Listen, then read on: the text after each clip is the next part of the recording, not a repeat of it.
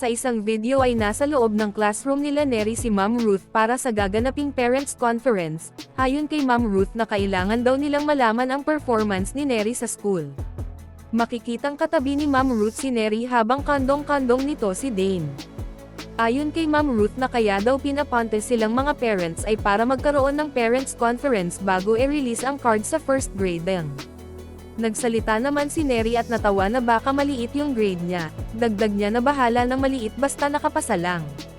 Sinang-ayunan naman ni Ma'am Ruth ang sinabi ni Neri, pero ayon kay Ma'am Ruth na siguradong hindi daw maliit ang grade nito kasi grabe daw ito mag-aral. Dagdag ni Ma'am Ruth na okay lang yun kung maliit man basta ang importante nag-aaral si Neri ng maayos. Pagkatapos ay nakuha na nila Ma'am Ruth ang card ni Neri, at makikitang nasa labas na sila ng classroom kasama si Dada Bill. Sabi ni Ma'am Ruth na nakuha na nila ang card ni Neri pero sa bahay na lang daw nila tingnan at biro pa niya kay Neri na tingin niya may kailangan itong ipaliwanag sa kanya. Tumawa na lang si Neri pati na si Dada Bill at napahalakhak din si Ma'am Ruth sa naging biro niya. Natawa ng husto si Ma'am Ruth kasi pansin niya na namumula na si Neri at halatang kinakabahan ito. Tinanong ni Ma'am Ruth si Neri kung bakit parang iiyak na ito. Sumagot naman si Neri na kinakabahan lang talaga siya.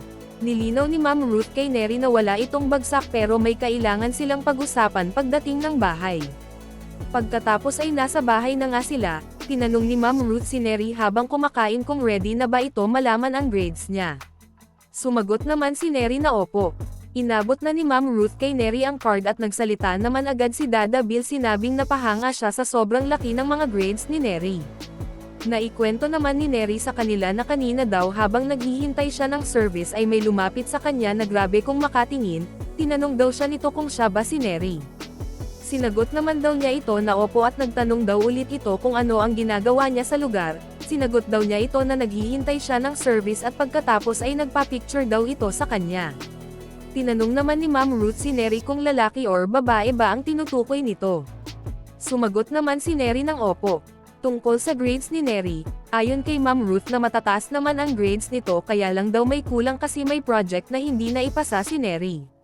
Paliwanag ni Neri na nakapasa naman sila kaso nga lang late yung pagpasa nila kasi may kulang sa timeline, dagdag niya na sabi daw ng teacher nila na sa second grading na lang ipapasok ang grades para dito. Paglilinaw ni Ma'am Ruth na may isang subject na walang grade si Neri, may kulang. Nagsalita naman si Neri na comics yung project nila, gumawa sila ng comics. Minotivate naman ni Ma'am Ruth si Neri at sinabing sige lang dahil first quarter pa naman, pero sa second quarter dapat wala nang ganun. Nakapasa naman daw talaga si Neri sa comics na project nila kaso di daw nailagay ng teacher ang grade at sinabing sa second grading na lang daw ipapasok. Nagsalita naman si Dada Bill na at least meron. Ayon kay Ma'am Ruth na okay lang kasi first grading pa naman, sa susunod ayusin na at dapat wala nang kulang.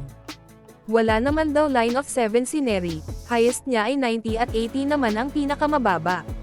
Makikitang nahihiya si Neri kaya sinabihan siya ni Ma'am Ruth na wag itong mahiya kasi ganun talaga, wala silang magagawa kung hanggang doon lang talaga ang kaya ng utak. Todo comfort naman si Ma'am Ruth kay Neri, siguro pansin niya talaga ang lungkot na nararamdaman ng dalagita. Dagdag ni Ma'am Ruth na hindi natin pwedeng ipilit kung hanggang doon lang ang kaya, at least nakikita naman daw nila na nag-aaral ng maayos si Neri at ang kagandahan pa nito ay walang line of 7.